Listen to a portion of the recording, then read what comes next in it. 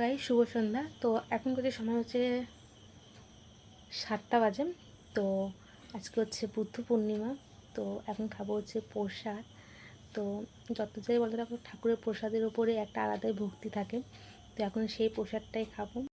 এই হচ্ছে নারায়ণ পুজোর প্রসাদ, আর তার সাথে সিন্নি আছে, কিন্তু সিন্নিটা অল্প করেই খাচ্ছি। সিন্নি খুব ভালো খাই, কিন্তু অল্প করেই খাচ্ছি। আমি এখন প্রসাদ খাবো, আর ওদিকে হচ্ছে আমার মেয়ে শুয়ে শুয়ে খেলা করছে। আমি এখন এখানে প্রসাদ খাচ্ছি। আর আমি মনে করি কি, যে কোনো পুজোর প্রসাদ খেতে গেলে নিমন্ত্রণ করবে, তারপর যেতে হবে, তারপর প্রসাদ খেতে হবে, এটা আমি মনে করি না একদমই। আমি মনে করি কানে শুনলে যে কোনো ঠাকুরের প্রসাদ কানে শুনলে সেখানে গিয়ে প্রসাদ খাওয়া কোনো অসুবিধা না। কিন্তু এখন তো সব কিছুই পাল্টাচ্ছে। এখনের সাথে চলতে গেলে হয়তো অনেকে আছে নিমন্ত্রণ না করলে কারোর বাড়ি যায় না, প্রসাদটুকু খেতেও কেউ যায় না।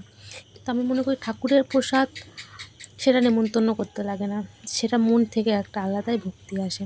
তো আমাকে কখনো ঠাকুরের কোনো পুজোর প্রসাদ খেতে যাওয়ার জন্য নেমন্তন্ন করতে লাগে না। যদি নেমন্তন্ন কেউ বাড়ি এসে করেছে সেখানে তো যাবোই, আর যদি কেউ নাও করে, আমি যদি জানতে পারি, তাও আমি কি প্রসাদ খেয়ে আসবো। এমনকি আমি নিয়েও পর্যন্ত আসবো বাড়ির জন্য। তো প্রসাদটা খেয়ে নিই।